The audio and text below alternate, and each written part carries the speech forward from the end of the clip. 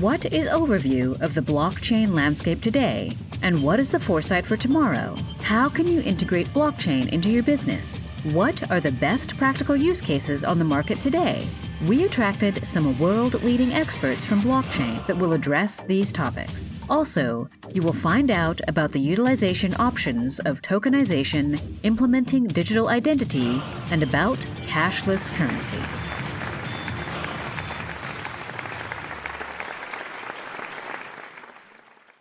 So, thank you for the intro, and now we're going to deep dive into this whole blockchain thing. First we have a talk, then we have a panel, and then we have a lot more talks.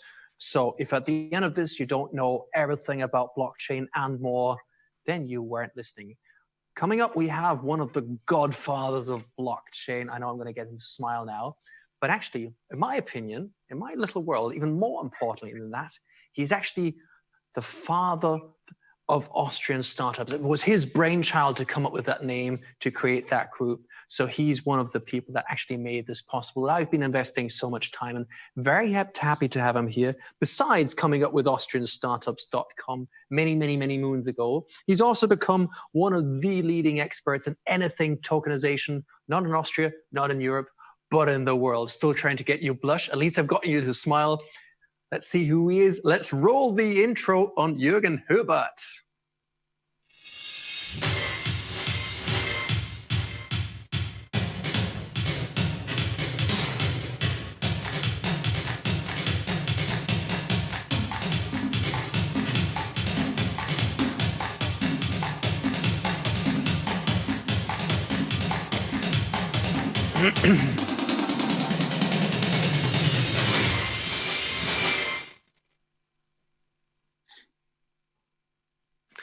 And here he is, also known as the Managing Director of Tokenization Limited. Juergen, how are you?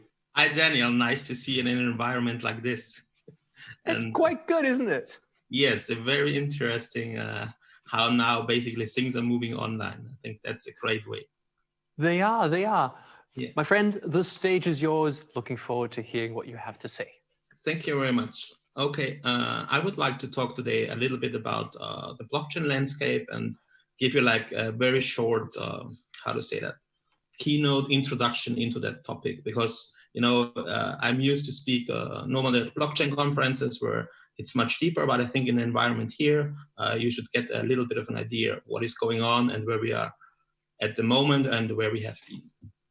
Okay, like I think I can skip the intro, but to give you just an idea.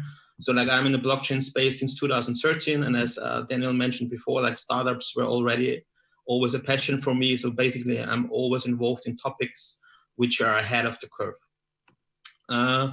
Today I will give you a little bit of an idea about the basics. Then we are talking about, wait, do I have echo or not? Sorry, because I hear myself. Basics to learn. And then we will also talk about like actual trends which are happening at the moment. Okay, so in general, I think everyone heard the word blockchain, and most people are not really clear what it is. So per se, when we talk about blockchain, what we talk really, blockchain is just like a digital distributed ledger technology. Most people, when they hear blockchain, they think of something like cryptocurrencies and stuff like this, but these are just use cases. Where blockchain is basically the technology stack in the background. So in generally, when we talk about blockchain, we have to differentiate between two different types of blockchain. First, we have public blockchains. Public blockchains are like completely decentralized and more or less no one controls the network. This is why this whole industry or this whole ecosystems like Bitcoin and Ethereum were popping up. So basically no one can control the chain itself. Then we have definitely something like, which is as well like private blockchains, because you can think in certain environments, it's maybe a little bit more control is used, particularly if it's in a controlled environment for topics like a central government, decentralized currency, people are at the moment still preferring some variations of a private blockchain. Definitely these two logos, at least one of them, most have people seen when we were talking about blockchain. So the first real bigger use case for blockchain was to use it like as an infrastructure to be able to issue digital money. And definitely Bitcoin was one of the drivers. I think basically the technology part is important there, but with Bitcoin, I think the driving force was definitely that the coin was rising. So like there was a speculative component to it. For me, what is much more interesting, because I'm more a person which is interested in technology, something like Ethereum is interesting because it allows you much more. It's like a blockchain, which are smart contracts on. So it's not like Bitcoin where I can only send money from A to B. Ethereum is much more where basically it's a blockchain where you can really like deploy code onto the blockchain. And that's like a completely new system, which kind of is very new and where most of the industry is now heading towards and where applications are built on. So if we talk further, mostly if you hear about the term of blockchain, you hear about that term, ICOs. I just want to explain it to you like in a short way. This was a crazy time. So everything which was having the word blockchain on it was trying to do like fundraising, and also the blockchain allowed a new way of fundraising, which were ICOs. And it basically was like people were thinking it's raining money. Why was that? Because there were like early on blockchain companies which were founded like somewhere in 2017, which had tremendous success in fundraising, because at that time blockchain was the hottest topic, and even like how to fundraise through blockchain technology was the hottest issue. You know, as it is, things are like trying to bubble, and we have seen that before, like in different industries. And somehow at the end of 2017 to early 2009, this whole ecosystem was like raising like crazy. Like a lot of companies tried to build blockchain and slap blockchain on everything. Like we did a kind of a video, and I should really try to get that, where I did an interview, we were slap blockchain on it. So like people were just having the most ridiculous idea where they use blockchain on top. And at that time as well, something happened like Bitcoin and Ethereum and a lot of other of these cryptocurrencies which were early use cases for blockchain. They kind of gained a lot of popularity and value. Further on, as everything happens, there was a bubble and everything popped, and basically people were asking them, okay, where we are going from here. And people, because you know, most people in the early days, they didn't believe in technology. They were just thinking, what is it all about? And also to like in 2019, people are saying ICOs are dead, so blockchain failed to be used as a funding instrument. Cryptocurrencies are dead. Blockchain is basically failed because it was used for speculative instrument. But if you know this one, the Gartner hype cycle, it was exactly a perfect case for this. So we were seeing, as I mentioned, in the early days of 2017, something like Ethereum popped up. Then the technology allowed new ways of fundraising, which was resulting into something like our crazy ICO craze, where people were raising money through blockchain technology, and everyone was thinking he's an expert. And then we dump, and now we are somewhere already out of the valley of death. In blockchain industry, there was something called, funny word, crypto winter, because everything was freezing. The whole industry was on a lockdown. So, and then people were thinking it's game over. So like, okay, that was it, and we are out. And a lot of people left the industry, and I'm happy about this because a lot of people were in just for the wrong cases. But in the meantime, those who believed in the technology and blockchain as an underlying tech stack, they keep going on, and things are rising out. So the question is, what next? First of all, I think what we have learned in the meantime, that blockchain is such a technology, and crypto, which is very associated to it, is just a use case for blockchain. But I would suggest nowadays, luckily, these two terms are much more apart than before, because before everything was like one thing. And one big thing, like in the early days, everyone was thinking if you want to use blockchain as a technology stack, you need to have a cryptocurrency, but that's completely wrong. There's a lot of use cases where you can use the blockchain just as it is, but you don't need your own currency or token or whatever. And also to like, as we have here, something like smart contracts and the possibility of tokenization, which means like you can bring like security tokens, which is like securities on the blockchain. You can bring like identities on blockchain. You can bring like different values on the blockchain. This is basically the things which are people focusing nowadays on. Okay, if you look into actual trends, there's a space which is called the decentralized finance space. You can imagine it an alternative space to the existing banking system, where, for example, you can lend money for other people securely, programmed, non-custodial. There's like something like a MakerDAI, which is kind of a stable coin. It's something like you can imagine like a euro on the blockchain. It's completely stable, no speculation. And that whole universe is called basically decentralized finance. And it's a very hot space where a lot of companies are coming out. They have traditional ways of fundraising, venture capital business, and not like some crazy money raisers through ICOs or something like this. Then definitely another space is like non-fungible tokens. This is a special form of tokens which have, in a simple words, it can be explained like as digital collectibles. And for example, you know, like people play a lot of computer games, and imagine like all the items you own in a game. You can also transfer them, really own them, not like just in the universe of a game, you really own them. The NFT space is pretty large, or is like getting crazy traction in the digital art space, which is very interesting because for the first time it allows you to issue like your digital artwork and have it basically like limited edition and everything, which was not possible in another way like before. And definitely one of the largest spaces or most promising spaces in the longer term is when we are talking about security tokens, is basically everything which is like there, you know, like you can have like a way how to raise money, but you have a way how to issue like revenue participation notes on the blockchain, and people can contribute it and invest in it. It's a very interesting topic, and it's a very, how to say that, it was thought in the early days of 2019 that it will be replacing ICOs, but it's a complete different product. And also the people are working in that industry, like very professional people, which is a very interesting, how to say that, trend, because in the beginning there were a lot of crazy people in that industry. And also to like actual trends are these apps, like decentralized apps. They're basically having some component of decentralization into them, which means like in the way of like identity management. Let's say it, for example, Facebook is like a centralized app where Facebook owns all your data. But imagine like apps where you can log in, but you are still the owner of your data, and they offer like something like a social network. They do not know all your data, and they cannot use it and mine it.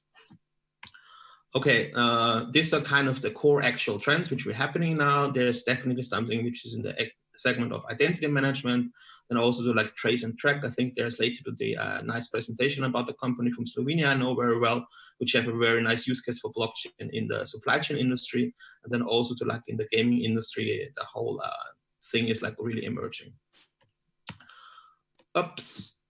Okay, that's it for me at the moment. That should give a good introduction, and I'm looking forward to our panel. And if you're interested, you can follow me on Twitter, preferable, because most of the communication is going on there. I'm involved with different companies which are issuing security tokens, also non-fungible tokens, and my main company is basically Tokenization Limited. Thank you very much. And I think we should switch over to the panel. That's right. Thank you very much, Juergen. I just jump in one last single time and announce someone else to join us, and it'll be Peter Merc, and he's the founder and managing partner of the Fintech Factory and runs the blockchain think tank. However, Peter, before you join us, hello, are you well? Very well. Looking forward to the panel.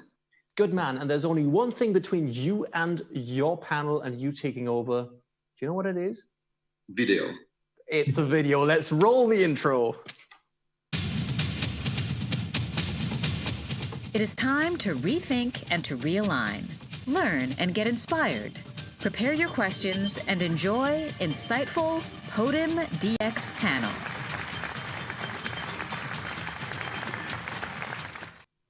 Hi. Yeah? Okay. Hello. Welcome to Disruption Blockchain Stream. I'm really looking forward to it. I have some really cool guests which will be joining me at this stage.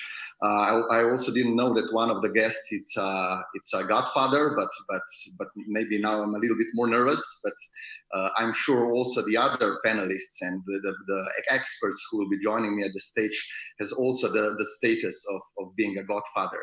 So we will start with a panel where we'll be discussing topics like digital identity, tokenization, and future cashless society. I will be sharing stage with Juergen Hoebarth. You already met him. Greg Kitt from globaliD, Michele Lavizzari from InfoCert, and Christian Wolf from Raiffeisen Bank International. We often hear the argument from the people that blockchain, it's not technology which is often used in practice or which already has some really cool use cases. We will prove these people wrong today. So the second part of the panel will be about the specific use cases. So we'll have 10 minutes presentations from various companies which are deeply involved in the blockchain industry. And for the last part of the panel, we will go deep dive into the digital identity questions, where I will be sharing the stage with representatives from InfoCert, OriginTrail, and globaliD. So I would start with a panel. We don't have a lot of time, but we have so many interesting topics to discuss about. Are you all with me? Michele, Greg, yes, Christian? Yes, yeah. We're all here. Okay, good. So of course I prepared some questions, but let's go with the flow. So my questions are, let's say, some kind of guidelines. Michele, I know that you prepared us some kind of presentation about the evolution of digital identity. So if you agree, I would start with you. So please share. Okay, let me share it. All right. Okay, here you go then. Can you see it? Yeah, we do. Okay, so let's start with the introduction. It's just a few slides that allows us to better understand exactly what is now happening in terms of well, the real dimension of the issue. Know your customers' challenges are worth $25 billion as per the latest report issued by KPMG. It's a worldwide amount of money that is mainly concentrated 80% on information gathering and processing and just 20% over monitoring. Also, in terms of frauds, the financial crimes is more and more concentrating their attention on the smaller communities as well as regional financial institutions, just because it's where controls are weaker than in the world, the proper site where financial crime is trying to speculate their initiatives. So how to overcome this in such a way that it will not be too much expensive, at the same time ensuring that they will turn out to be much more safe than it's today. So on this slide, you can see the overall path that we have come along with during the last, let's say, 3 years, starting from the traditional, let's say, know your customer activity that were performed within the financial institutions originally, on top of which we, as a qualified trust service provider, digital trust provider, we built up the possibility to transform the technology into online tools. On top of these, then we move towards that kind of position to what we consider the next step, that was the identity brokerage, and now we have already stepping into a new revolution, which is blockchain based. We will see in a minute, and it's called We Already Know Our Customers, and this is just an acronym that gives you the perception that now identity, knowing your customers, becomes an asset that can be transformed into a revenue generation stream. Well, all right. First of all, when we talk about identity, well, we are not talking about only physical individuals. Well, we talk about also legal entities, and now also object, machine. This is well, the current present. So the three of them have to be taken care of for by the technology. And On the lower left side of this pie, you see that, what we just said, the technology evolution that, we came across was starting from, the very initial trusted onboarding platform, the remote online platform that allow you, to be recognized, identified in quite safely manner, via, different set of options, while fully robotized, operator, live assisted, a mix of them, a blend of them. And these turn out initially to be really safe and interesting, so that, for example, it was not a matter, everybody understood, of putting some budget on it, because, the return on investment was quite immediate. It was also giving the possibility to the financial institution, but only to the financial institution, to gain much more money, just because, the possibility to offer their service were extending the time window over the normal business hours. And as such, the technology started ensuring that there was much more fraud reduction by making use of this new platforms rather than the original habits. Then we moved toward the next step. There was initiating to observe that there was no sense for anybody. It was quite cumbersome for an individual getting online and trying to take out a policy an insurance policy, rather than opening up a bank account, rather than getting an instant load, to have to re-identify himself every time he was connecting to a relying party site. So we said, how can we speed up this and make it less cumbersome? So we initiated to move towards the ID brokerage paradigm. That was mainly the idea of importing ID session from reliable identifying sources and make use of them for additional processes, right?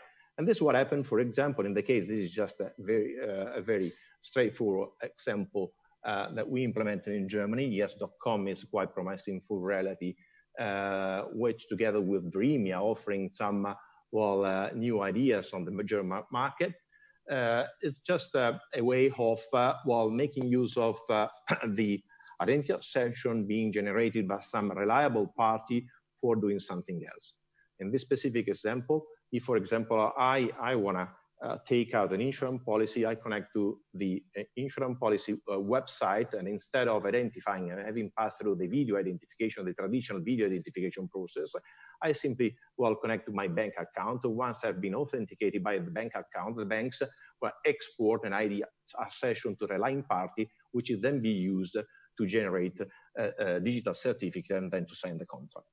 Okay, but this is just what is more or less the present. But what about the next future? What is now happening?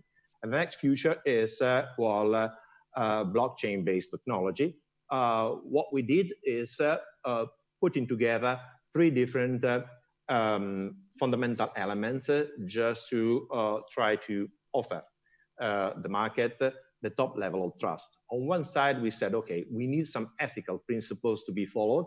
And the ethical principle was mainly the ones that were coming from the self-sovereign paradigms.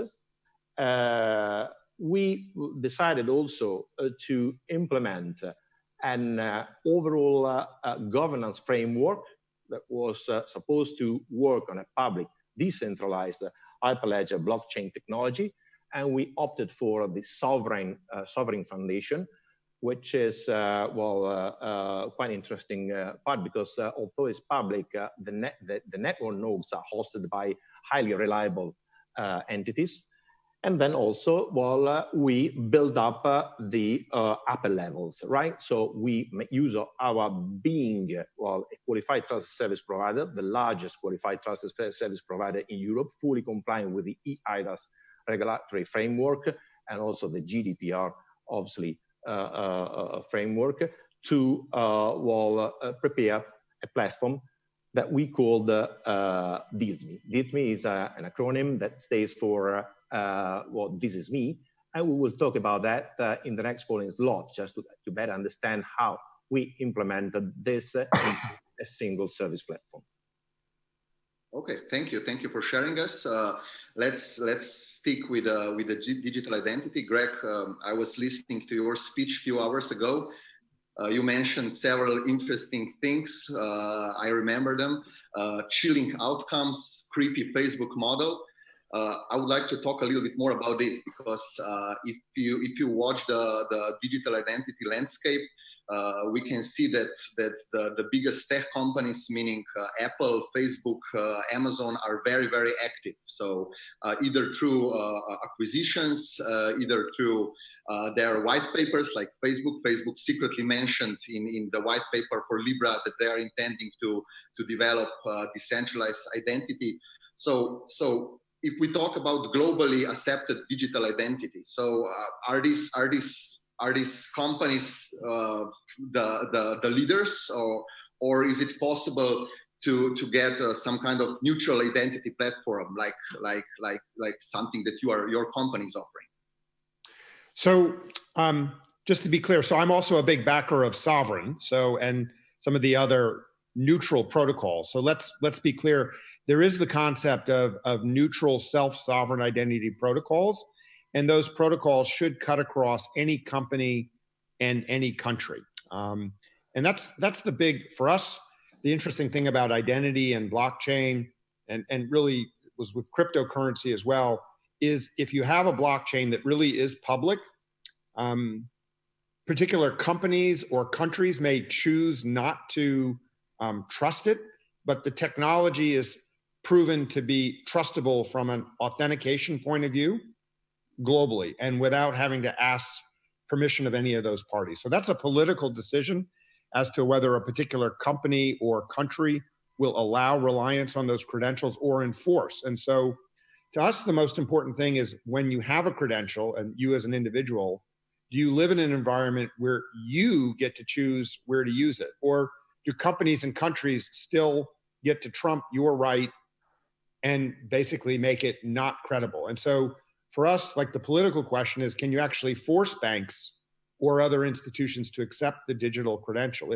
If you don't, and there's still blockage from a legal point of view, you can have all the technology in the world and it doesn't matter. All globaliD has to say on this is we're just trying to make it convenient the same way the World Wide Web was made convenient by having an international protocol that everybody recognizes. So it is an exciting time, but I will say that most financial institutions don't accept the credentials of another institution. And so unless there's going to be a push to make this happen, the technology with all its potential, without the appropriate public policy background, still there's a gap and a chasm to be crossed. Okay, but you know, if you look at the example, I'm sure you know the product Sign In with Apple. It's something that they introduced in 2019, and they will practically force all the app developers, all the companies which are willing to sell their apps through App Store, that they would be using their tool for identification. Isn't that a leverage that can be, let's say, forced by this kind of tech companies with huge market share? Yep. So there is definitely leverage from big companies. The challenge is what happens when you have to do sign in with Apple on Google's Android system. And so just like WeChat, WhatsApp, and Telegram don't interoperate, it's one thing to have like big market share, but when it comes to identity and you're moving money and doing high risk activities, when the big guys don't get along in the room, you don't actually have a workable identity system. As long as things are being done in silos, even though the silos are very big, for guys that are like the bad guys, when they know that the big boys aren't playing nice in the sandbox, you're gonna have opportunities where identity really doesn't work. Just like if you had the World Wide Web and it was just still like operating like CompuServe, AOL, we wouldn't have the internet we have today. And so while Apple and Google are very big, WeChat and Facebook are very big in messaging, they're still operating like CompuServe and AOL, and we know where that ended up. So we do need to get to a global protocol reality. Things like Sovereign and the efforts of WC3, those are efforts that will bring us potentially to a world that is interoperable. Otherwise, we just get big guys that don't get along. And what about regulation? Do you see it as a huge obstacle for this kind of global accepted digital identity, or maybe we cannot say that it's an opportunity, but we know how strict GDPR is, and we also know that in California they also adopted legislation which has similar standards to GDPR. So this might also be a huge challenge. Yep, GDPR, it is, I mean, it's amazing in that it recognizes privacy as a right. Our concern is that GDPR still encourages or really mandates rules for sharing data between parties, and as opposed to having like a system of zero knowledge proofs, so the underlying data doesn't even have to be shared. And so when you have regulation mandating the way technology will work, you do reduce the possibility for creative and transformative solutions. So GDPR is a step forward in recognizing the value of privacy as a human right, something that is the US, for instance, and China lag behind on. But because it's prescriptive, it really undercuts the ability to use zero knowledge proofs, as opposed to pushing the concept that we're all going to be sharing our private data around and then can unshare it. I have to say, coming from Twitter, the concept that once you've shared data that you can unshare it, the right to be forgotten, just until somebody invents a time machine where you can go back and really, really forget the data, that is an aspiration that doesn't actually comport with physical reality. Oh, okay, thank you. Juergen, Godfather, if we go to you, we mentioned now regulation. I know that also when we are talking about the tokenization, it's, let's say, some kind of new business model, there is a huge problem. We have two huge problems, in fact. One is legacy legislature, meaning that it's hard to put new business models into old school legal system. And the second one is also legacy IT systems. If, for example, if we want to tokenize real estate, then and if, of course, we want to put everything on chain, the whole transaction, the whole process, then we also need to put land register on the blockchain. So where do you see those two challenges, meaning IT legacy and legislature legacy? How to overcome them? So there are very good two questions, and I would like to answer them separately. So if you talk about the legal stuff, I think things are doable at the moment in tokenization. And per se, if you talk about tokenization of real estate, certain things are doable, but how to explain that you are very tied to what is there, like from a regulatory framework. So you cannot just issue or tokenize, let's say, your property and put it out and people could invest into it.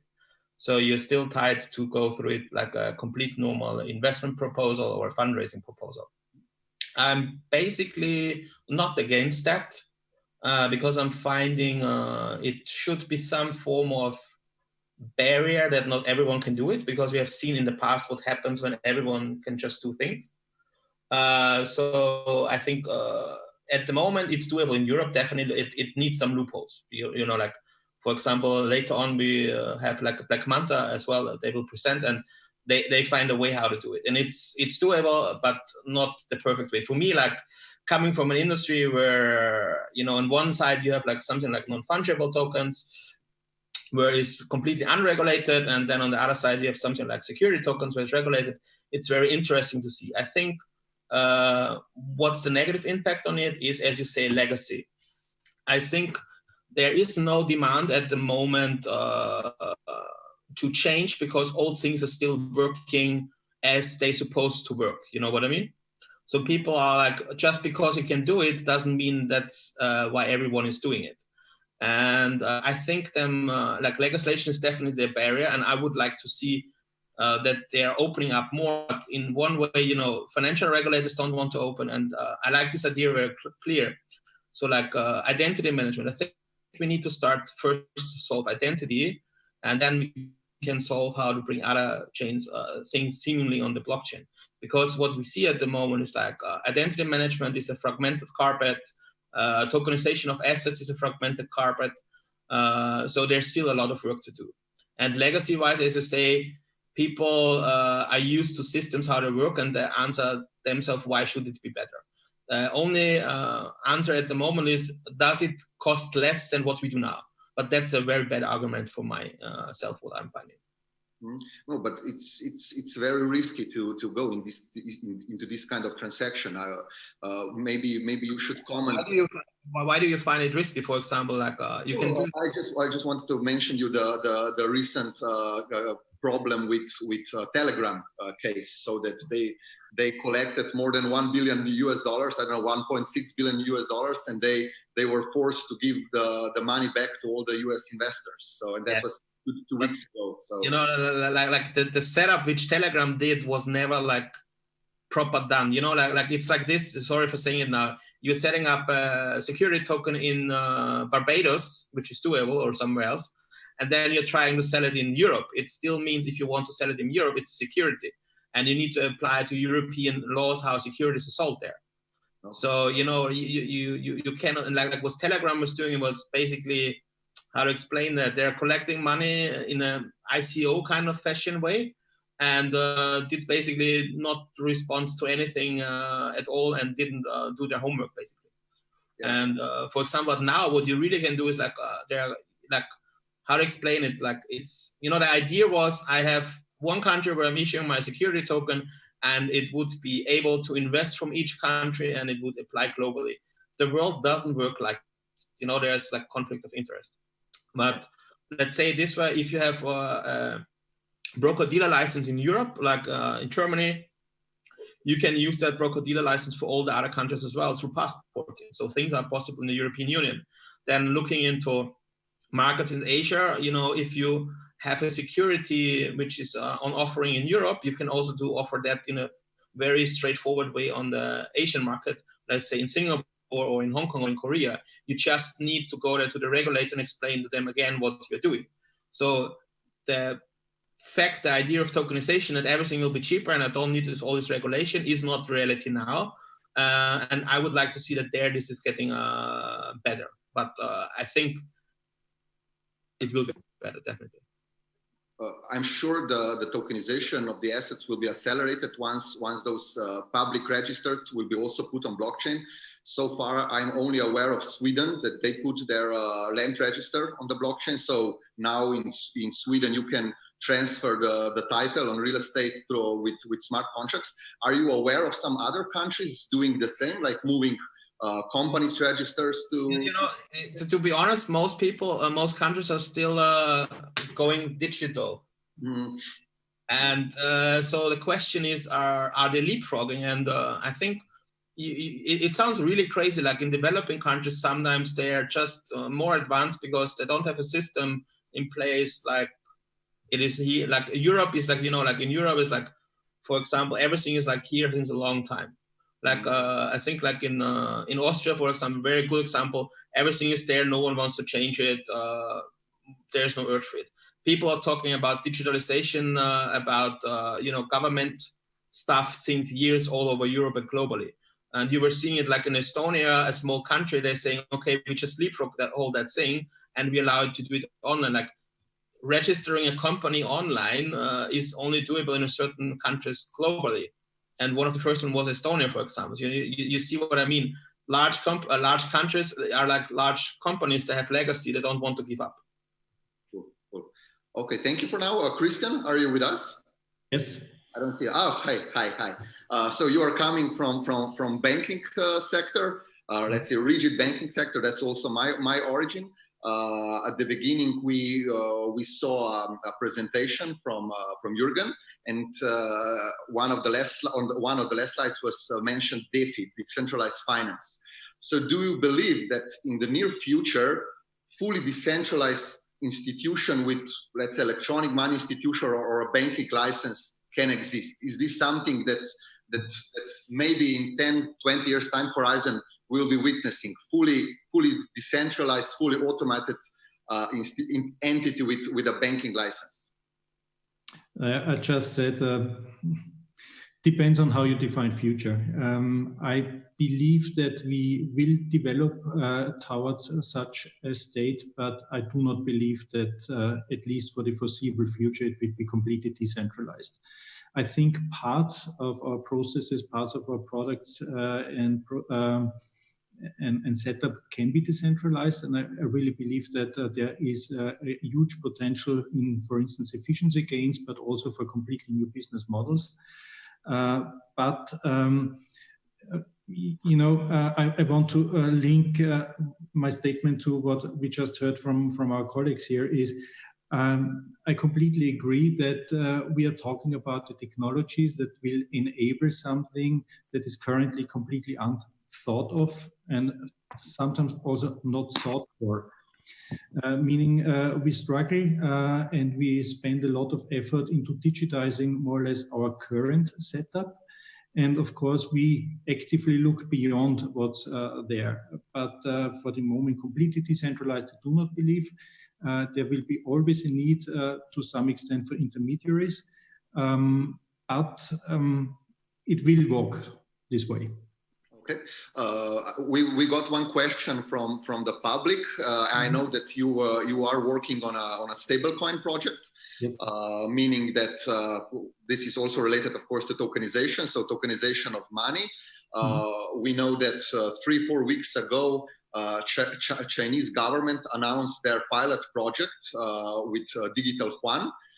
They are testing it. So what do we think its future for this kind of money? So digital, let's say electronic money or digital money on blockchain.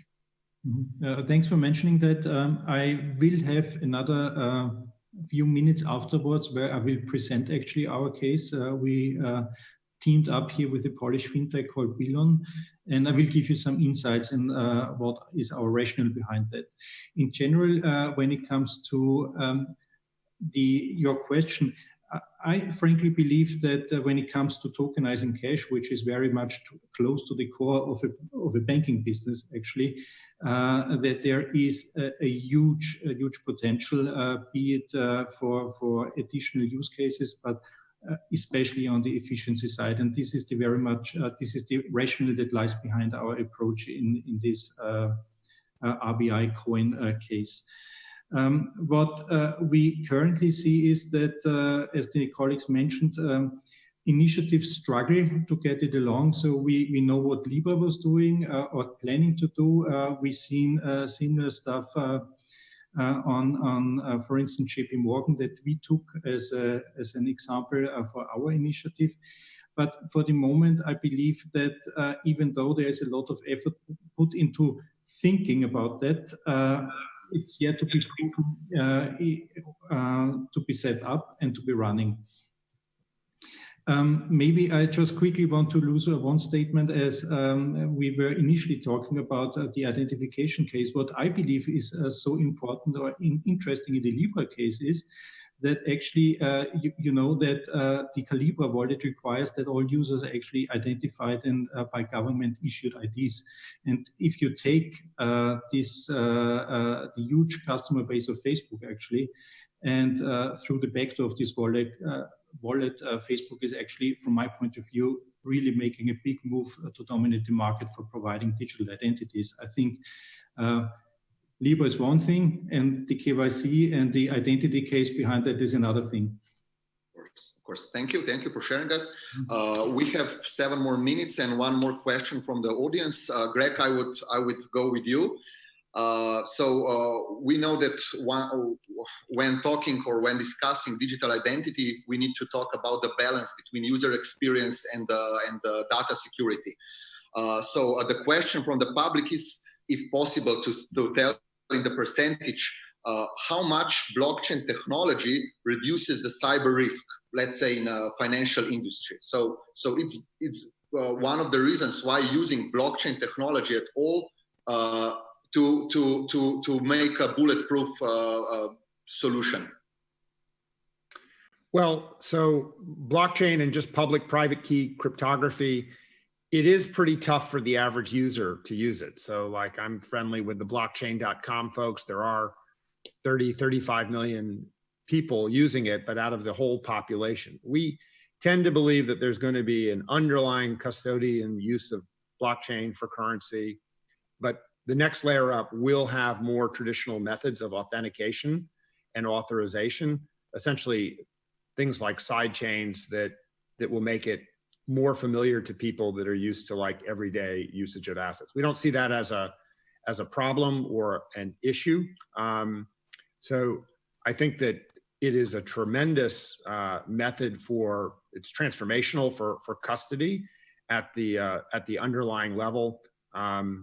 So that will be negotiated. I think you're going to see wallets where people will hold a bunch of their assets through a custodian, and then they'll have some assets. It's kind of like having that gold that's tucked under the mattress. That's going to be non-custodial, where you will actually have a public-private key, because you don't quite fully trust those entities, and you do want to have something that is essentially like a bearer bond, but those are more awkward from a UI, UX point of view.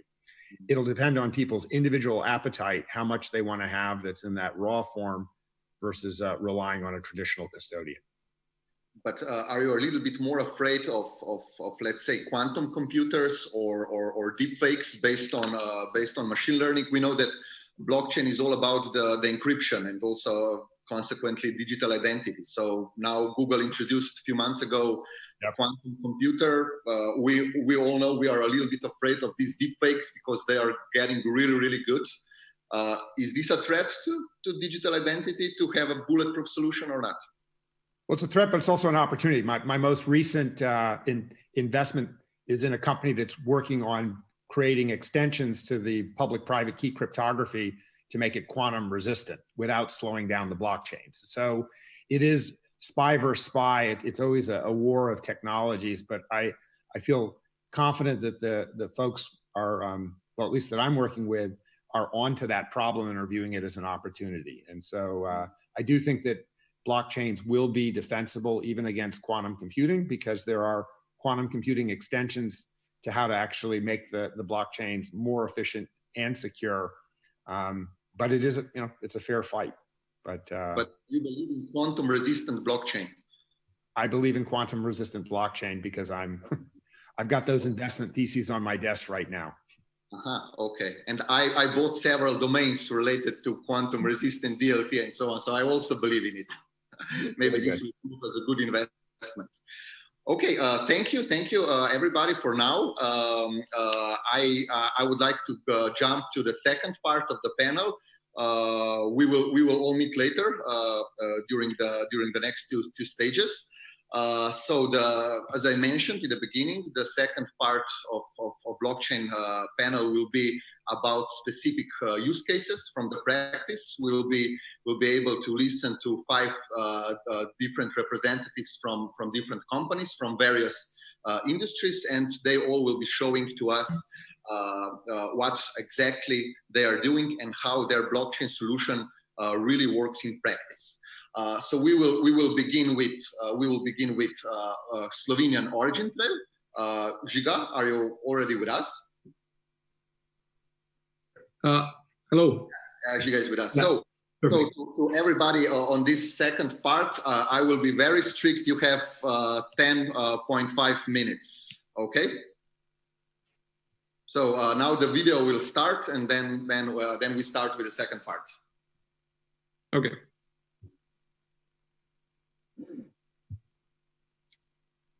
Can you see my screen?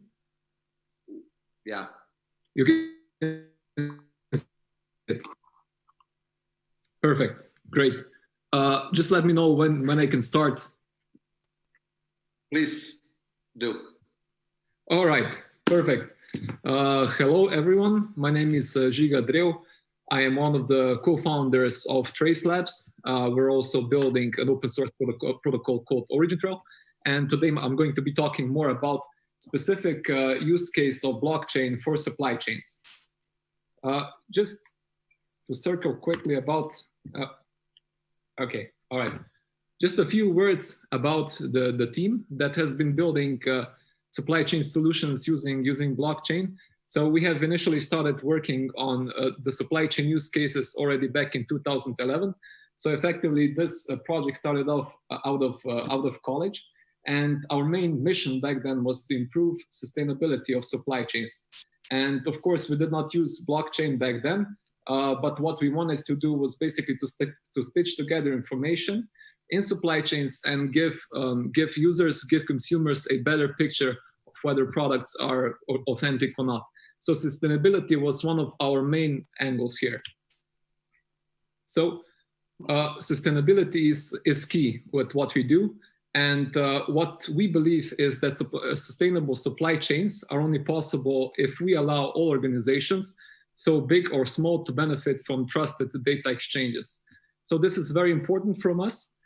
And one of the main reasons why this is not quite possible from scratch is that we have quite a lot of bad data in supply chains, and bad data is hurting supply chains. Now, we believe that there are three aspects of bad data. First of all, unstructured data. So you can use blockchains, but as the colleagues in previous session have pointed out, if there is no interoperability, then you can only record things on blockchain which are immutable, but very much highly useless. So blockchain is still garbage in, garbage out system. So unstructured data should be solved. Then we have untrusted data, which is dominating supply chains. And untrusted data is not only data that is not describing reality; it's also data that is taken away from its users without their permission. And the third aspect of bad data is the inaccessibility nature of bad data. So we have quite a lot of data lakes in supply chains, but it's not easy to access them. So quite a lot of legacy systems, which were also touched, but interoperability between legacy systems is still somewhat of a problem. So how we started off our company, we started in 2013 by relying on open data modules. So the first data model that we started using was EPCIS of GS1. Now that was before we started using blockchain. And then going forward, we got quite a lot of questions from users, from consumers, from peers in the industry, how they can trust the data that is being shared in a centralized way. And this is when, back in 2016, we started experimenting with blockchain, yet we quickly discovered that blockchain is not easily reconciled with supply chain data. And this is when we started discovering that we need to build a layer 2 on top of blockchain. And this is where OriginTrail was born. OriginTrail basically allows companies to exchange data amongst themselves in a scalable way. It also allows companies to exchange data in a structured way. And what is also very much important, OriginTrail can allow them to tap into the existing legacy systems, because that's highly, highly important.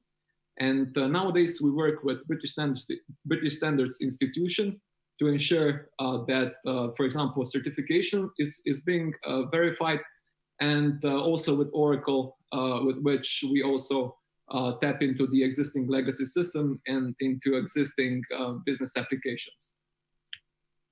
Now, just quickly skimming through different use cases that we have been involved in throughout the globe. First of all, tapping into food supply chains.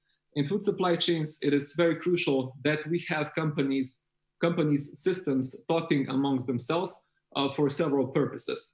One of the purposes is, of course, to show consumers that products are authentic and that products are indeed taken away from sustainable sources. But there are, of course, several other very, very much positive outcomes, such as quicker. Here is a track and trace system built on top of OriginTrail, which allows companies to more quickly navigate when they try to make recalls or when they try to respond to clients when clients complain about specific product. And now looking into what consumers can see, consumers in some instances, like you see here, they can scan a pack of yogurt. They can also scan a chicken. Here in Slovenia, the premium line of chickens is equipped with QR codes that you would scan, and then you would get a blockchain secured information about a provenance and also about the giving you more information about the authenticity of that specific item. Now, going forward, this is one of the examples of what we are working on with British Standards Institution. In this specific case, the users of the training certificates would be able to demonstrate the authenticity of the training certificates to their clients or to their users. This is also where we use an open standards pushed forward by the W3C, so verifiable credential standard, which is also quite popular in the identity space. So this is one of the examples of how we basically leave traces in compliance industry. Hopefully in the following weeks, we'll be able to share much more about this specific partner. And then one of very important things that we have done recently is also tapping into the transportation sector.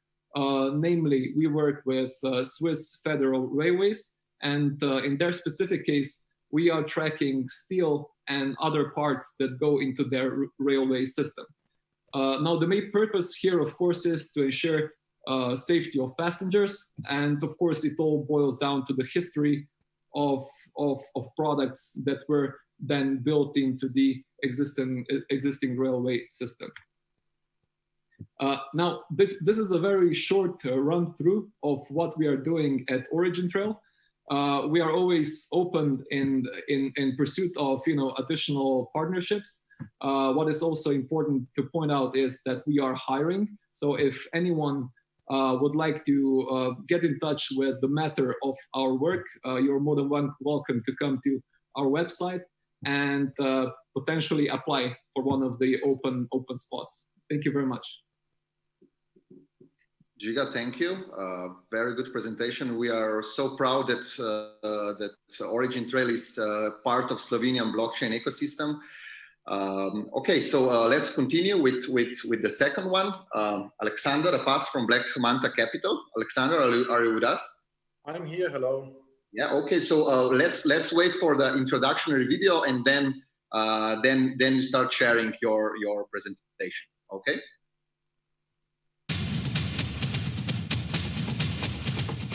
What is overview of the blockchain landscape today? And what is the foresight for tomorrow? How can you integrate blockchain into your business? What are the best practical use cases on the market today?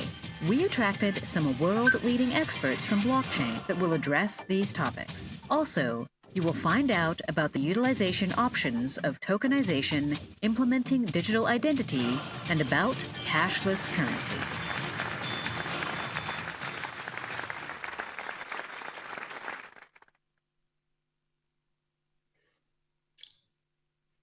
It's my turn. Yeah. Okay. So please tell us what magnificently you do with your company, Black Manta Capital from Vienna, if I'm not mistaken. Hi. Yes. Hi, Peter. First of all, thank you for the invite to participate today. It was a quite exciting afternoon so far. So thank you. Thank you. I'm here. My name is Alexander. I'm the co-founder and managing partner of Black Manta Capital Partners. We are a German-based financial service institution, BaFin regulated, and our business model is tokenization as a service, corporate finance on blockchain. In the last hour, we already heard a bit about blockchain use cases. In particular, Juergen, the godfather, talked about tokenization, security tokenization, but also its obstacles. And before going into detail about what Black Manta is doing and providing, I would like to give a historical dimension. What are we talking about here and where do we come from? So when we talk about securities, we need to know that securities are very, very old. The first securities were like stocks and some debt obligations in the 12th, 13th century. That's the first time the term security or something like this came up. Back then it was written on paper. Then we had hundreds of years kind of no innovation. And in the 60s with IBM... You're not sharing your screen. Please start sharing your screen. Yes? Yeah. No, not yet. We see only you. Don't you see my screen? No, we don't.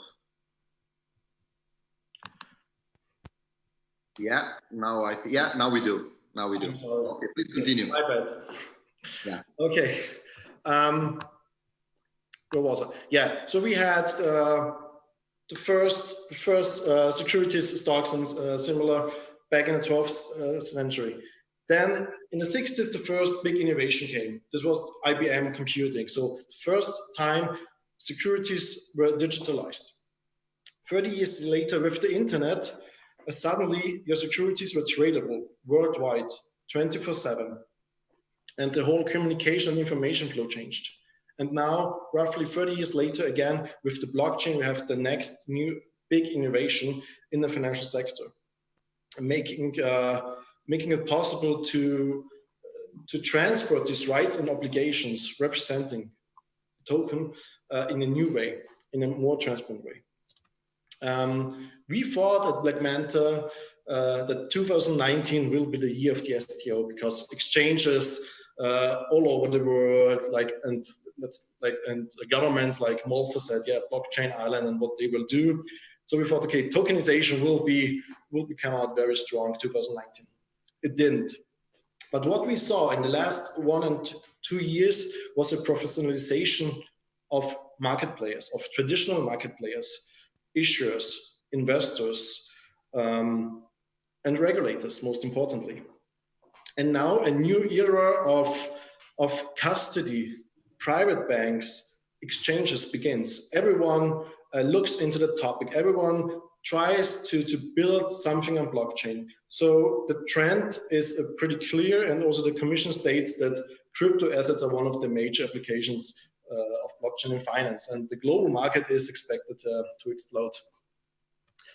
So what we do, we are, as I said in the beginning, a financial service institution regulated by the German regulator, BaFin, and we are a one-stop shop for security tokenization. We provide a multi-STO platform, one provider, one interface, one ecosystem, if you want to say so, for all kinds of securities, real estate, funds, commodities, shares in companies.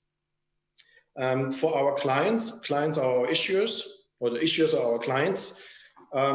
We are the single point of contact. So from first day, when it comes to legal and financial structuring, to providing the whole technical infrastructure, the placement phase, and the post-issuance investor relation activities, all we can do under one regulatory framework and umbrella of Black Manta. Benefits are, for example, growing retail and investor and professional investor pool for our clients.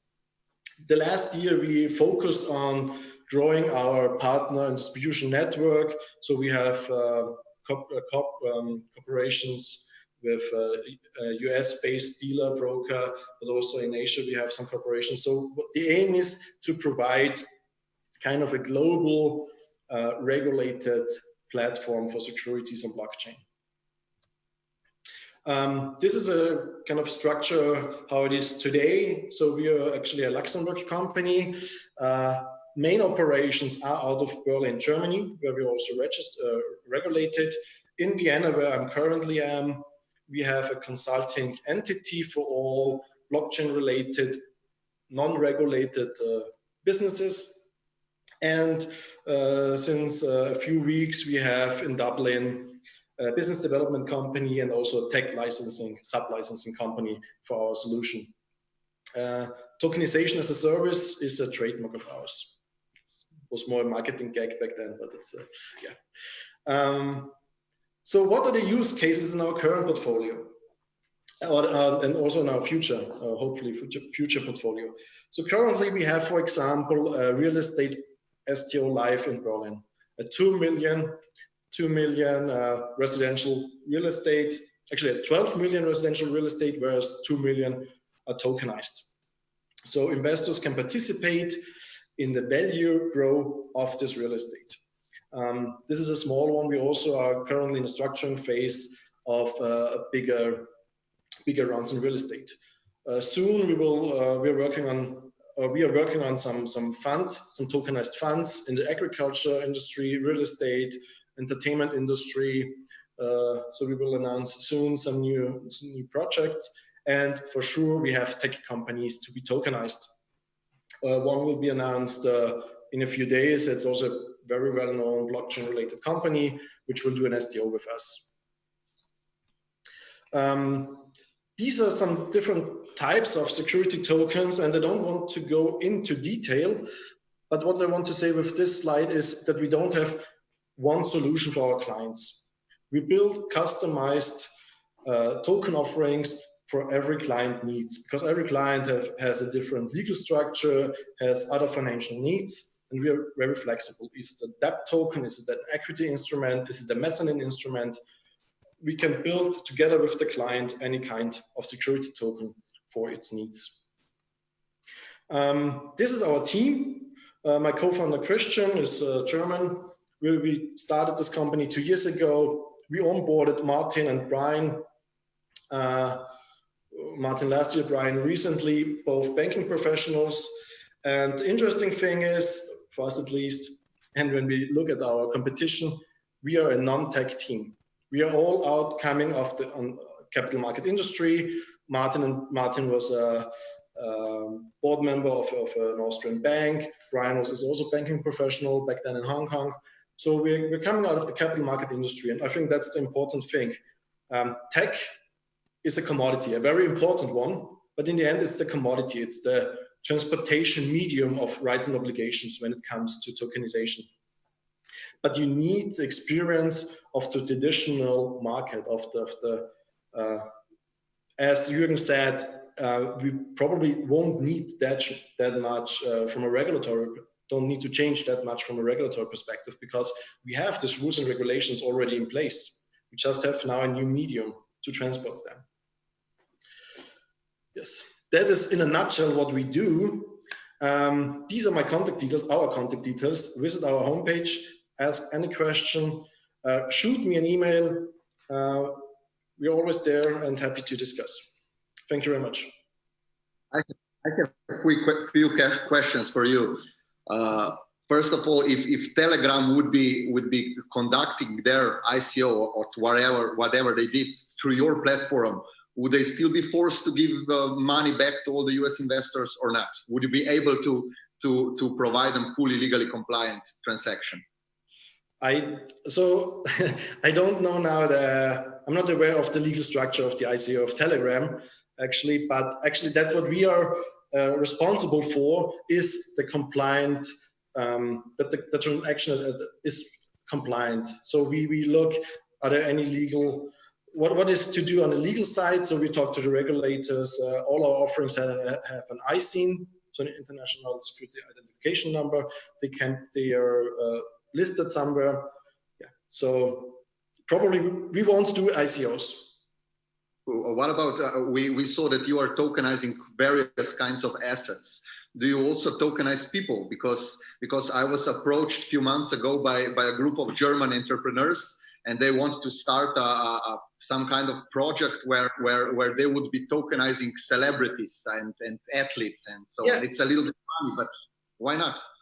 Actually, there are some use cases in the US sports industry where I think NBA players tokenize themselves, at least at the salaries, because they have contracts for 5 years, getting 50 million, and they tokenize their earnings. So this is a kind of form which already happening. Okay. Thank you for now. Thank you. Nice having you. So thank you for sharing us your presentation. Okay, let's move forward. Vojko from Dhimahi. Vojko Kerčan, are you with us? Hey. Okay. So once again, let's wait for the video, and then you start sharing your screen. Okay. Thank you. What is overview of the blockchain landscape today? And what is the foresight for tomorrow? How can you integrate blockchain into your business? What are the best practical use cases on the market today? We attracted some world-leading experts from blockchain that will address these topics. Also, you will find out about the utilization options of tokenization, implementing digital identity, and about cashless currency.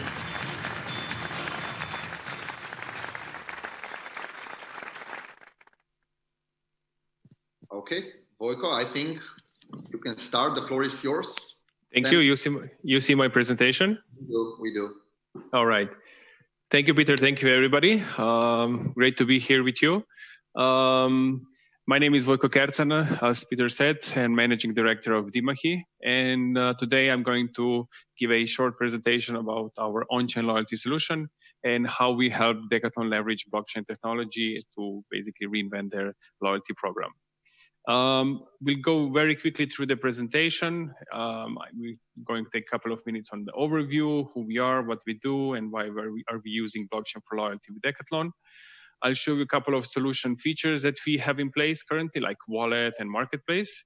And of course, we'll go into a couple of under the hood for more techie people to see how the solution is structured. And finally, since our solution is based on Oracle blockchain platform, we'll spend a minute on the highlights and the impact this platform had on our system. So very quickly, as I said, a software engineering company from Ljubljana, Slovenia. Our main services are in software engineering and development of modern apps. We've been developing those apps more than 15 to almost 20 years now. And recently also we've entered into the blockchain space, and we are a partner of Oracle and its blockchain platform. Our on-chain loyalty solution runs on top of Oracle blockchain platform, and it's comprised of several building blocks that enable quick development and quick placement on the market, blockchain-based loyalty assistance for the enterprise. We will be speaking today about our work for Decathlon, and as you know, Decathlon is a French sporting goods retailer with over 1,500 stores all around the world. And Decathlon team is a blockchain-based loyalty system based on our on-chain loyalty solution, which is running on top of Oracle blockchain platform. And this complete solution is now realized and deployed in Slovenia, Croatia, and Serbia, where we allow different sports users and sports clubs to securely collect loyalty tokens and transact between each other on the network. And the idea here is that when you enter the Decathlon store, when you purchase goods in the Decathlon store online, you as a user get and earn medals. This is a Decathlon's currency for loyalty tokens. Those medals are stored in the wallet on the blockchain network, and then the users can spend them by invoking smart contracts to purchase various sporting assets which are offered on the network. The sporting assets could be sports activities, events, kind of services, and they can be basically used with those medals. With each purchase of those sporting assets, the sporting clubs in return earn medals as well. And finally, those clubs which earn medals as well can exchange those medals for Decathlon vouchers and incur different basically discounts when purchasing different sporting goods in Decathlon stores. So in fact, what we have here is a loyalty system for both sports users and sports partners. We are trying to here with blockchain solve a couple of problems, but basically create a consortium, create a network where different multiple parties on the network can transact between each other securely.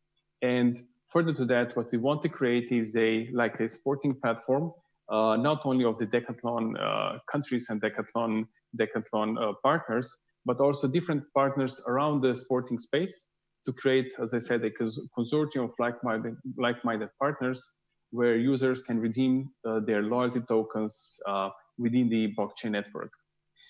Further to that, what blockchain allows us to do is focus on a customer. Though blockchain is a decentralized ledger, in fact, when you have such a system, it is centralizing the customer's loyalty programs within one single wallet. So you can earn medals in our case, earn tokens at one provider, and then you can easily spend them securely at the other provider. Of course, we can solve the process of data transfer in real time, and with using blockchain in such a way that, of course, we can prevent fraud, so that all the records of how you used and how you spent your loyalty points are easily traceable across different set of providers, across different set of the ledgers, and basically making them irreversible to prevent double fraud and so forth. So quite a lot of steps that we can take to have a secure network for the complete consortium of partners. In terms of what we offer currently as a feature set, the center of the solution is a wallet, of course, which is a representation of wallet asset within our blockchain. It shows the users all the transactions where he earned his tokens or his medals, his transactional details, and offers a variety of other operations to gift medals, receive medals, and so forth. So this is all presented in a concise way, so for the user. The second part of the major building blocks of the system is a marketplace, where onboarded partners, which, for example, currently in our system there are about 200, where they can offer promote their sporting assets on the blockchain network. And here we see a typical marketplace presentation, currently filtered by the city, and the user can browse through different sporting offers of different sporting partners within the network, and then select, see more details, and finally use their earned medals tokens to buy those sporting assets. We offer then a single transactional screen to invoke the chain codes, and basically it offers different transactions to gift tokens, to purchase sports assets, and so forth. So it's a single transaction, simple screen where all the chain codes are invoked from this transactional screen. Of course, a bigger part of the system is of course a partner portal where partners which are onboarded onto the network can see what kind of assets they're offering. They can add different content to it. They can see their partner wallets as well, see how many transactions have been triggered, and basically have a complete overview of what is being offered on the blockchain network from their side. And finally, of course, we have some kind of an admin portal where we can monitor the blockchain network, see the blockchain transactions, see the onboarded partners, and basically have a kind of administration view of the complete system, which is running, as I said, across 3 different regions, 3 different monetary regions, where this solution is being deployed at the moment. Just a quick under the hood infrastructure. Basically, for the techie people, this is fairly simplified, but nevertheless, our on-chain loyalty solution runs in several building blocks. As I said, it is comprised of different front user-facing components, an API, and of course, as a basis, we are using Oracle blockchain to run our blockchain network. We do differentiate between what data we put on-chain and off-chain. This was a bigger starting point when designing the system, what kind of data you put on-chain and what kind of data you put off-chain. And everything which is important for the contract between 2 parties is stored on the blockchain. Everything else, which is just a decorator to some piece of information, is stored in other traditional databases. The complete system is realized in microservices architecture and running on Kubernetes cluster. Speaking about Oracle Blockchain Platform, I must say there are a couple of highlights and impacts that I want to focus on. For us, we were under fairly extreme time pressure to deploy this and develop this. We used 2 months for prototyping and analyzing, and then we basically realized the solution in 4 to 5 months. We were online in 6 months, and without the heavy lifting from the blockchain part, this would not be possible. And here we relied on the Oracle Blockchain Platform to run our blockchain infrastructure and to allow us to basically very fastly and simply integrate the user-facing applications to the blockchain. It allowed us also to do fast prototyping and basically heavily reduce development and further than operations of the complete system. What we see going forward, we have a very well-established cooperation now with Decathlon. We try to expand the network, onboard more partners, develop more features, and basically scale on all fronts our on-chain loyalty solution. And with that, thank you very much for the opportunity, and I wish you a great conference going forward. Thank you, Vojko. One question. So, is this solution that you just presented, was this tailor-made for the Decathlon, or are you offering this solution as a turnkey product? So we started with the Decathlon as a first use case, but we developed it in mind that we can then offer it to other providers as a turnkey solution. We've seen prior to coronavirus a lot of interest coming from telecoms, because telecoms have similar use case where they have a lot of partners they are working on, and they want to offer their loyalty programs to numerous of their users. And hopefully after all this coronavirus stops, we are going to pick up the communication with our potential clients in that way. Interesting. We were also approached by BMW, and they are also building some kind of incentivization program for their users, which would also base on some kind of BMW token. So maybe you should approach them after. All right. The crisis. Thank you for the tip. Okay. Thank you. Okay, thank you for now. Thank you. Let's go to the fourth one. Michele, are you with us? Yes, I'm back. Can you hear me? Yeah, sure. Yeah. Okay. So you know what's the procedure? We'll wait for the video, and then you start your presentation. You've got 10 minutes, but let's wait for a video. Okay. What is overview of the blockchain landscape today? And what is the foresight for tomorrow? How can you integrate blockchain into your business? What are the best practical use cases on the market today? We attracted some world-leading experts from blockchain that will address these topics. Also, you will find out about the utilization options of tokenization, implementing digital identity, and about cashless currency.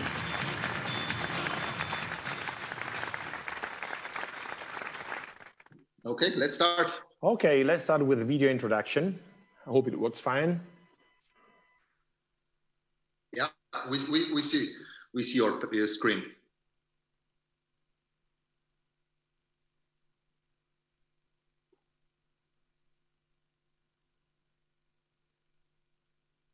But we don't hear any voice.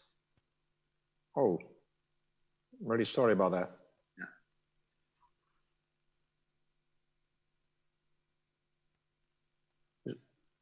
It is suffering from the same problem? No.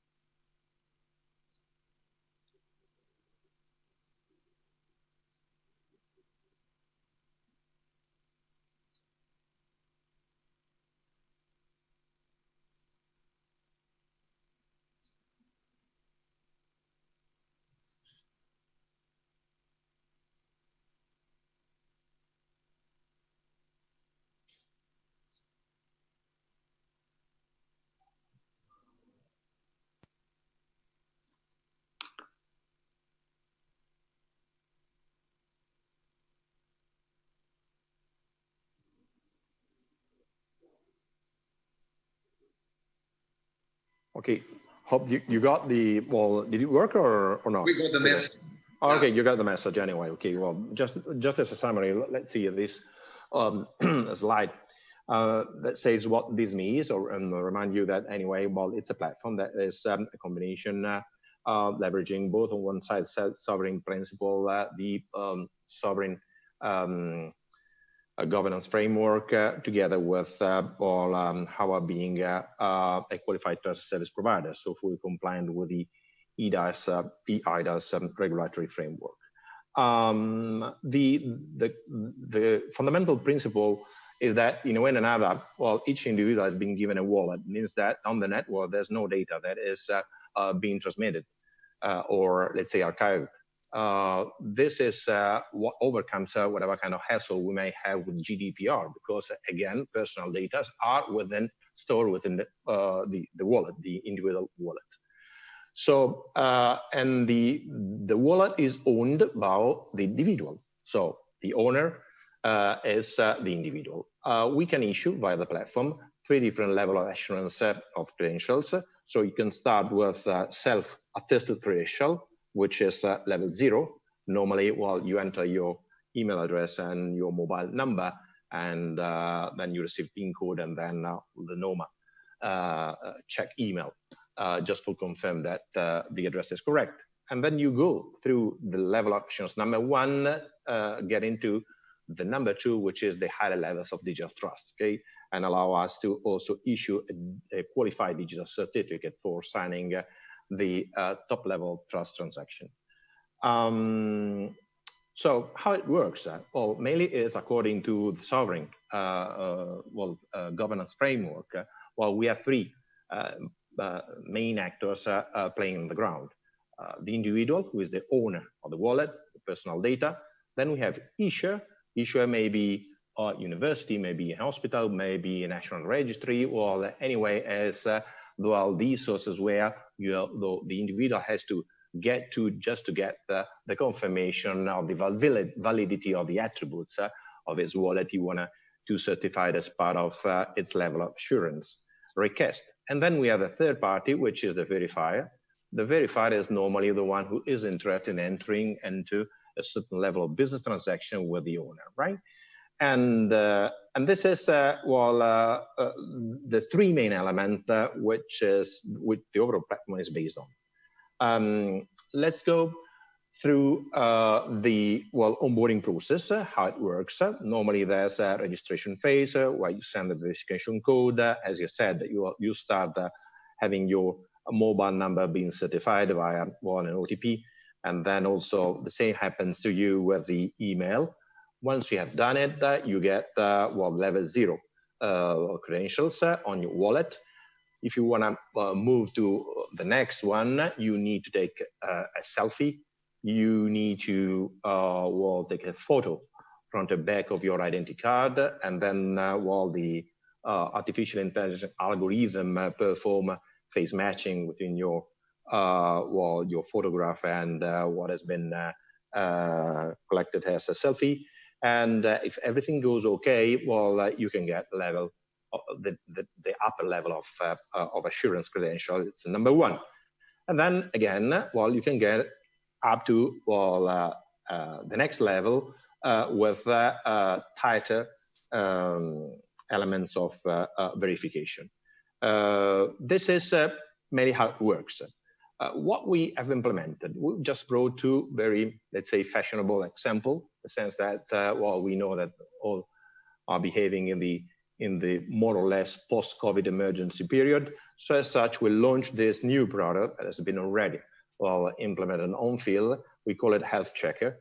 And how it works, it's very straightforward. Mainly, in order to return back to the offices, the employees need to fulfill a certain number of bureaucracy, and this is something that need to be let's say accomplished according to the GDPR rules, also fully in line with the national guidelines issued by the government. So we said, okay, let's implement it on our business technology in order to have a flexible platform and go towards a rapid implementation. And this is what happened. Normally, onboarding is being made via an app via which you create your credential, you certify who you are, and you get your level, you need a level of assurance.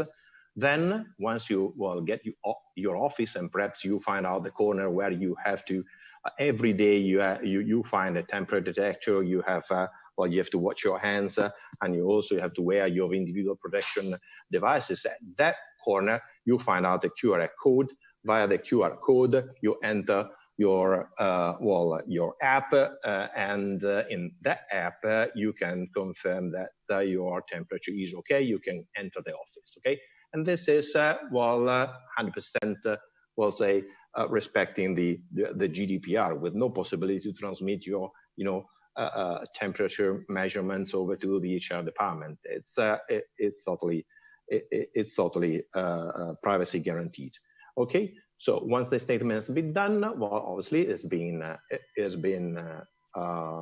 collected and in a database, but it's not collected in terms of measurement. It just is collected in terms of the confirmation that is coming from you that specific day while you were coping with the guidelines that will allow you to enter the office. And then if something goes wrong, and perhaps while you then are going to be infected in the next days, the system automatically detects the ones that were in the office that day, advise and put them in quarantine.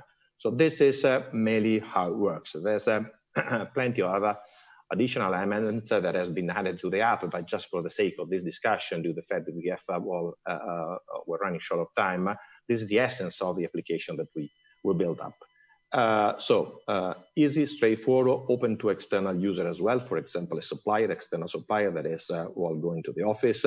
It's certainly maximum level of digital trust, secure transaction. So everything is there, straightforward, and very easy to use. The other use case, and the last one, is BigRail. This BigRail is was a case and was mainly cryptocurrency curatorship. It was about the curatorship. Well, the problem was to identify the 80,000 subscribers of the cryptocurrency company that went bankrupt, for them to be refunded in a certain way, and filing the consequential claim. So what we did is, again, offering via an app, possibility for them to register, being identified, and file the claim. And once obviously have been filed the claim, the curatorship handle the rest of the bureaucracy up to the liquidation of the corresponding part, right? So mainly, this is just an example of how many applications can be built on Dhimahi.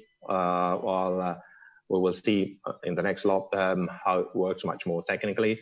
But again, the essence is that the technology is there, the platform is up and running. We just need to add more and more use cases in order to ensure that the population will grow faster and faster. Okay. Thank you, Michele. So you will join us also later. I have only one question for you. When I was looking at your webpage, your company's webpage, I saw that you have really a lot of different products. And at the beginning of your presentation, you mentioned that the digital identity is not only something related to people, to individuals, but also to entities and also to devices. We know Internet of Things. Devices will also need to communicate. So are you also working on these other solutions, or are you only working on identity, natural person identity topics? No, absolutely. Yes, we were a protagonist, and we are still a protagonist also for legal entity. And we will, more or less 10 months ago, we launched a new suite of value proposition that is that is called Machine ID, which is identity applied to IoT. So, and as such, we are now, we have just been awarded a 10 million contract for a larger utility company, international utility company, just for managing the identification of their 35 million element they have on their grid matrix. Okay. Thank you for sharing us. Sure. Wait a few minutes, and then you will go deep diving together with us. Thanks a lot. Thanks a lot. So the last one we already met. Christian, are you with us? Yes. Hello. Yeah. Okay. So let's go deep diving into fintech and blockchain. So once again, let's wait for a video. Then you start and be ready for some of my complex questions. All right.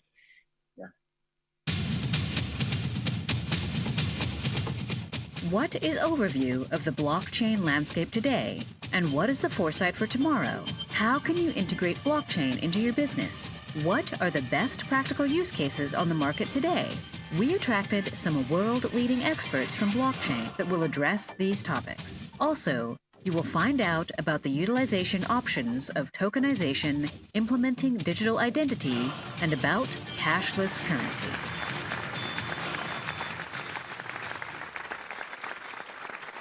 Christian, please. Thank you. Thanks for inviting me to give me the chance to introduce you to our latest project that we call RBI Coin. This is a project that we set up together with one of our cooperation partners named Billon. Maybe before I start, allow me a quick introduction into Raiffeisen Bank International, because I believe it helps you better understand on why we chose what we now do. We are actually a bank headquartered in Vienna, Austria, but we serve Central and Eastern Europe in about 13 different markets. We run around roughly 2,000 business outlets, and we serve approximately 16 million customers. And as such, this geographic footprint that Raiffeisen International has is something to bear in mind, as it's also relevant for the use case that I'll be discussing and presenting to you today. Also, a quick reminder on our internal setup. I'm heading the strategic partnerships and ecosystems area. And as such, we run different vehicles that all serve to set up and coordinate and team up with cross-industry partners aiming for co-innovation. And one very integral part of these industry partners, of course, are fintechs. And as we consider them so important to our industry, we even set up an award-winning fintech partnership program, Elevator Lab, that you might have heard of. Why I'm mentioning that? Because out of this Elevator Lab developed a cooperation with Billon. Billon is a Polish fintech. And we decided to team up with Billon because they already had a well-established player in the blockchain field with a proven track record. And they created their own proprietary blockchain solution with some commercially working products that were very appealing to us as a bank. I quickly want to introduce you into these products and how we then, as a bank, leverage them for our purpose. The first one is, as you can see here in the slides, is the digitalization of our national currencies. Billon acts, including the e-money flow, and they act under the e-money license in Poland and the UK. The second product that we believe important is the identity and data sharing based on the Billon blockchain protocol. And the third one, and this third one was the exchange and the sharing of documents that also adhere to the strict EU regulatory requirements that complements the solution set deployed by Billon. The core of all that is, as I said, this proprietary distributed ledger developed by Billon, where both tokens and documents and identity are stored locally at users in or corporate devices. Well, in general, as this slide suggests, we believe that as a bank, we believe that the era of tokenization has already started. We now see on the market both incumbent players, but also fintechs offering already new innovative solutions. And we are out of this discussion and into the implementation in the field of asset tokenization and stable coins.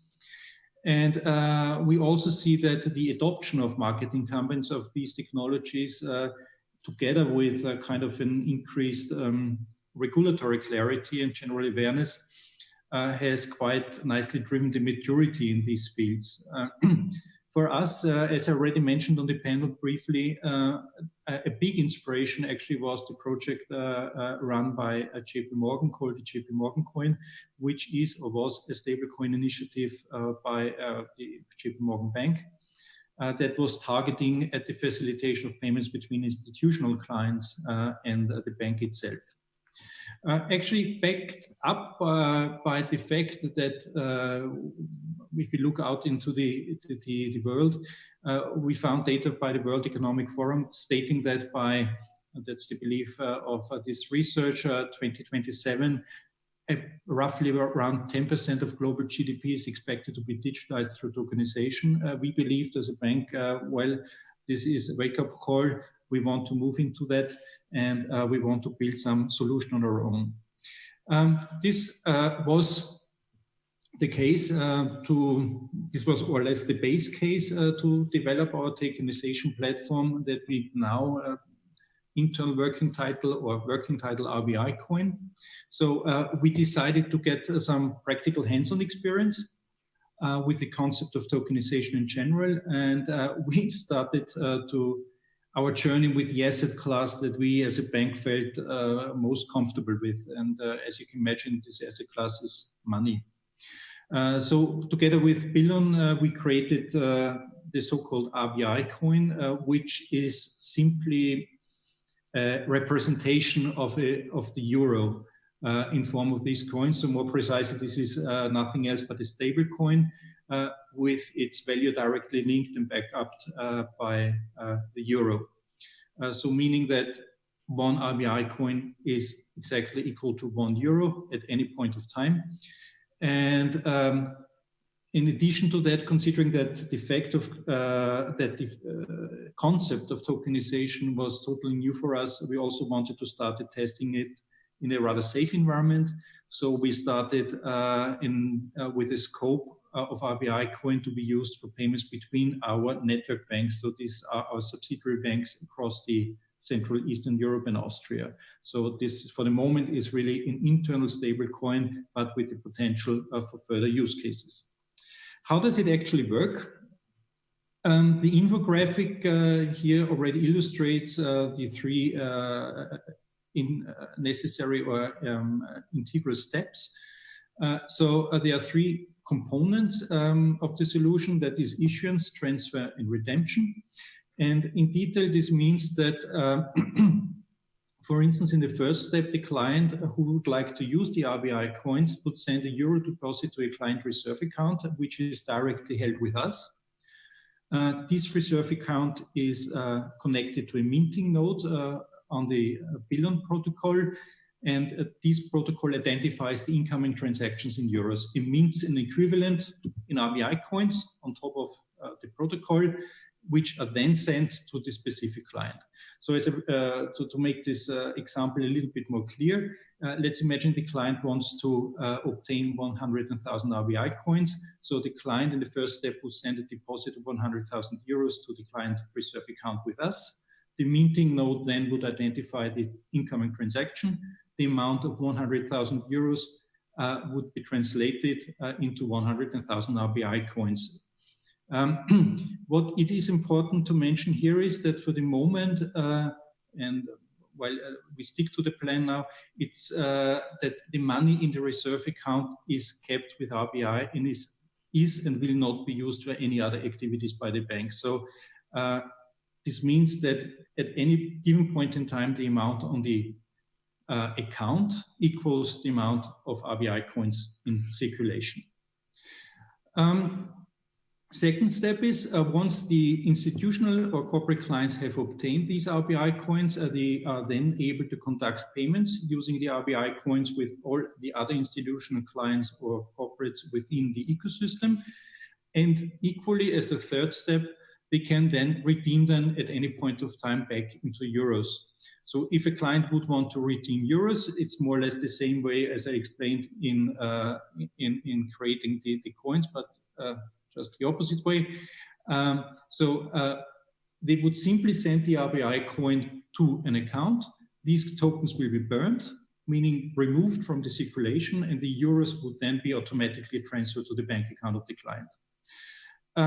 What I also deem important to mention is that, as I said in the beginning with the three products that we looked at, is that the underlying Billon protocol for the moment enables us not only for the payments part, but also allows for the possibility to attach directly to the transaction documents.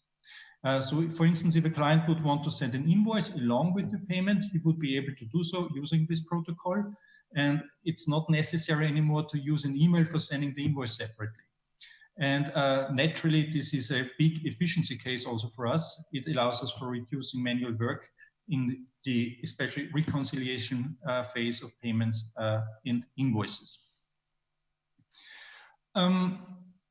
The very first benefit, if you might ask yourself, of such a stablecoin solution is for us, it allows for a very quick and fast peer-to-peer money transfers and near real-time settlements between the entities that transact with it without the need of any further intermediaries. So again, here we have efficiency and an automation case, partly in disintermediation case, of course. The first results from our piloting are that during the first phase of the project, the payment transfers and settlement was taking roughly on average 6 seconds and with a theoretical platform availability of 24/7. In addition, second part of this slide here is by the design. The blockchain technology serves as a distributed ledger that records the transactions in a verifiable and permanent way, and thus is also fundamentally resistant to modification of the stored data. And so the blockchain allows us to use the solution as a source of verification for reported transactions and as a kind of a single source of truth. And as a result, the automation of this verification process, again, allows for cost efficiencies in the audit environment. And then lastly, we believe the solution is disruptive in a way that it allows for many new and innovative business models and use cases to be built on top of that. And I quickly want to introduce what are our ideas on that. The first thing is, and this is why I introduced you into our geographic reach in the very beginning of my presentation, is for us, it's utmost importance that the solutions that we create are geographically scalable. And this is the case here because of the decentralized nature of the solution. So considering RBI's geographic footprint in CE, it would be fairly easy to expand the solution. But not necessarily the nodes. Yeah, sorry, I'm facing some problems. I'm hearing some voices. Okay, so thank you. Thank you for sharing that with us. I have a few questions, of course. So we know that Christine Lagarde, she was still heading International Monetary Fund. She was talking, she was in favor about central bank digital currencies. So we can expect in the near future digital euro. We're taking people away from a traditional address book. I'm having a real hard time understanding you as there's another voice talking over. I'm sorry. We specifically don't have those things here. Do we all hear this? Okay, now it's good. If I understood your question correctly, what's our stance towards the CDBCs, right? Exactly. Well, that's just one thing. Of course, we are looking closely to that, but actually our understanding is that CDBCs, if, for instance, the ECB would decide to issue a CDBC, that would very likely be euro-backed. Well, actually, this is the same thing as we did here, but given the nature of our markets, the heterogeneity of our markets, where we, of course, have a lot of local currencies to be covered, we believe that this flexibility, for the moment at least, can only be built within this solution that we're looking for. Okay, thank you. Thank you for sharing us with this. So if there are some fintech companies here on Podim, they're welcome to contact you. Yeah. Okay. Okay. So with this, we are ending this second panel. Can you hear me now? I can hear you. Sorry, it would be better for you to so please join us in the last part. It will start in 10 minutes. If you want to know more about digital identity, so we'll be deep diving. Do you want me to drop the Zoom channel? Thank you for now. Thank you very much, gentlemen, for that conversation. Sorry about the interference, and we're, of course, working on fixing that. But you know how it is in times of crisis, big, small, it's always about improvising, adapting, and overcoming the problem, and we could see how well you all handled that. Thank you very much for all of these insights regarding the blockchain. We've learned a lot. However, there's so much to come. By the way, just that you know, just hear the sound of applause.